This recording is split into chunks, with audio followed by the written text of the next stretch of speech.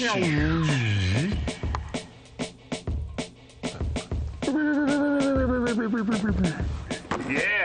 Welcome back to Prognosticators. That's right.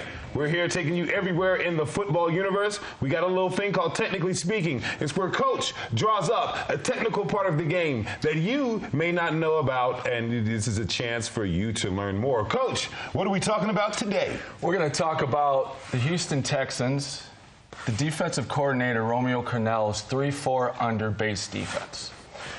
This defense, what it's doing to the league is kind of flipping the league and the offensive coordinators on its head. Ooh. Because you could do a whole lot with it. It's very versatile. Now, if you start to get guys on the edges, let's just throw in Jadeveon Clowney, for example, Whitney Merciless, for example. You get guys that could play off the edge in this defense with that much speed, it's really hard to gain points and get yards. It really is. Coach, I have a question. Okay. What is the difference between this 3-4 and, say, the Steelers 3-4 that really made the 3-4 defense popular? Actually, hardly anything, Mr. Maverick. Really, the only difference is where the free safety lines up. That's really the only difference between the Steelers and how the Texans run it. The Steelers and Coach Dick LeBeau, I wish he was still there, but me too. He brought this defense out about 20 years ago and started to perfect it throughout, the last 10 actually. And what it's doing is it's getting to the college and the high school level. I used it when I was down in St. Thomas Aquinas in Fort Lauderdale, Florida. I used it to win 2 national titles and 3 state championships. It's that effective.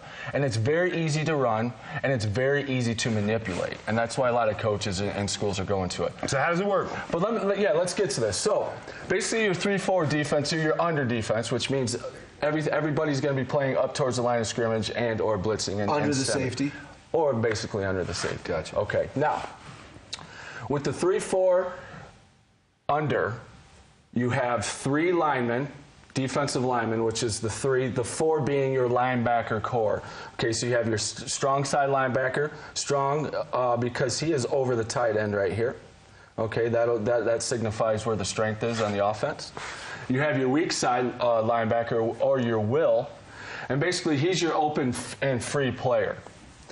Along with your linebackers, you have your whip linebacker, which is your inside, strong side guy. Okay. And then your Mike, which is basically he'll line up right over wherever the running back is, and you'll see which is where I have him here. Now, with this formation, you can do a bevy of things, and that's why it's hard to go up against, because you can line up the exact same way pre-snap. Okay. Every time. Every time, line up exactly the same way. But you can manipulate, you can scheme all 11 of these guys to do a different responsibility, but still have the same look. So you have quarterbacks and running backs who are, they're pre-snap determined, where am I going with this football? Because last time, the safety dropped back and he played the hook, or he came up forward, played the hook to curl, or he played the slant. So, they're looking at it, okay, safety's going to do the same thing, right? And so now I'm going to throw against him. Well, the thing is that safety now stays home, and he gets a pick 6, because he's showing the exact same from last play, but it's not the exact same responsibility. But at the same time, every one of these players are doing their 1/11th, and they're making their lanes close, which makes everything flow downhill. Okay? Coach, what's the weakness in this defense? The weakness. If there is a weakness, it's going to be on your corners. They have to be locked down? I'm going to tell you why exactly, Khalil. And this defense, in the way that I ran it down in Florida, and the way that a lot of these coaches are running it, is they're manning up the corners. If you can man the corners up, obviously it frees up your linebackers and your safeties, okay? So if there is a weakness, in which I have been burned on this a couple times, it'll be the playing man on the number 1 receivers. Would that be a man zone? No, it'll be straight man. Straight man. Straight man. Okay. Now you'll have zone players with your safeties. Okay. Okay, but normally, where's your strong safety zone going to be over? It's going to be tight end, correct? Gotcha. So he's still going to stay put, right? And he's going to fill up this way.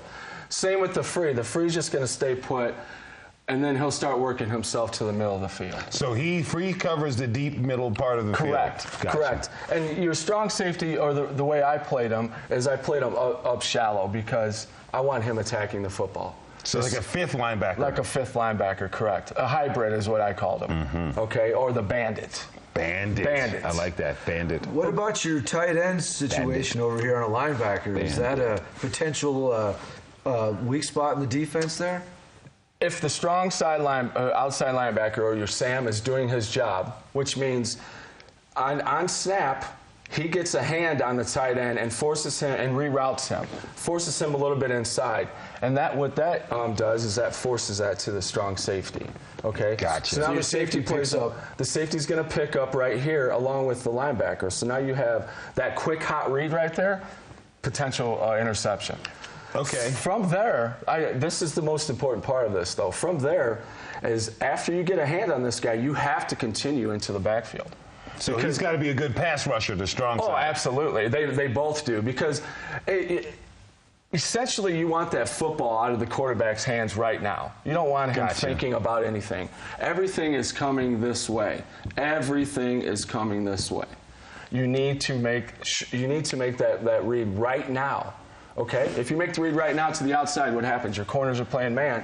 That could be a pick right here. Bam. Okay. So question: we see that the outside linebackers. So should the inside linebackers, your weak side, and then your strong side inside linebacker, and then your Mike, should they be balanced, be able to stop the run, cover, absolutely, and blitz? They got to be a 5-tool player. They got to be able to do everything. They have to. But at the same time, their responsibilities are minimized. Okay. As soon as the ball snapped. Because if these 5 guys are doing exactly what they're supposed to be doing, which normally they are in the league, they have 1.5 seconds to actually make a decision. And that's a long time in football. So you can read if the guard's going to pull. You have time to do that and then fill right here. Gotcha. You can read it if the guard pulls and you go backside, right? And you do a counter type trap. You have time to read, so these guys are all free flow players. Gotcha. But they have to be 5 tools. They have to be. You can't run this defensive scheme without the personnel. Absolutely. That's where it can get tricky. You need the personnel coaches. If you don't have the personnel, don't try to run it. It's just too advanced for you. One last question. Is that why teams, when they switch defensive coordinators and they go from a 4-3 to a 3-4, is that why there's usually a little bit of a regression that first year because they're trying to fit the personnel? Because a 4-3, you've got two traditional defensive ends, 2 defensive tackles. Well, how many traditional defensive ends can play coverage like the linebackers are forced to? Traditionally, not very many. But the reason why a lot of these teams, they kind of struggle that first year if they switch from a 4-3 to a 3-4, is because the responsibilities outside the tackles change everything dramatically, But the speed is basically that equalizer, And the reason why a lot of these teams are going to that 3-4 Khalil Mav is because they want that extra guy outside here to set that edge. Gotcha. You don't want to run if you get James Harrison over here. You want a 92 over here, yeah, because he can play up the field and inside. If you do not let this running back outside, you're going to be rushing for -5 every single time. Every But if you don't have the personnel coaches, don't do it. Keep the ego where it's supposed to be. That's right. I mean, keep it in. That's Coach. He drew it up. I learned more about football. I just became football smarter. How about you, Matt? Absolutely. I feel smarter all the way. Yeah, I'm ready to coach in the Super Bowl. Prognosticators, we'll be right back.